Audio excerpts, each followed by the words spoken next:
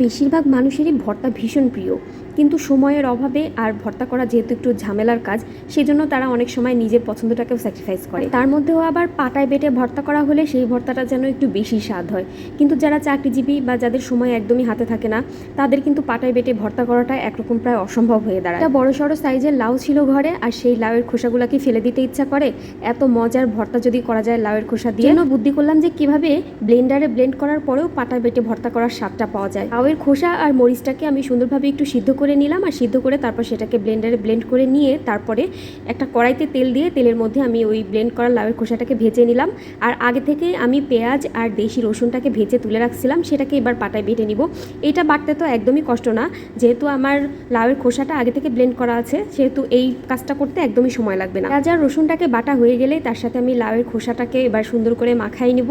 আর মাখানো হয়ে গেলে তারপর এর সাথে একটু লবণ আর তেল অ্যাড করে দেবো, তাহলে কিন্তু পাটায় বাটার টেস্টটাও পাওয়া যাবে, আর এটা বাটতে কিন্তু একদমই কষ্ট হয় নাই। তো এই রেসিপিটা কিন্তু যাদের হাতের সময় থাকে না তারা কাজে লাগাতে পারে। আপনাদের কাছে রেসিপিটা কেমন লাগলো অবশ্যই সবাই একটু কমেন্ট করে জানাবেন, আর সবাই ভালো থাকবেন, সুস্থ থাকবেন। আল্লাহ হাফিজ।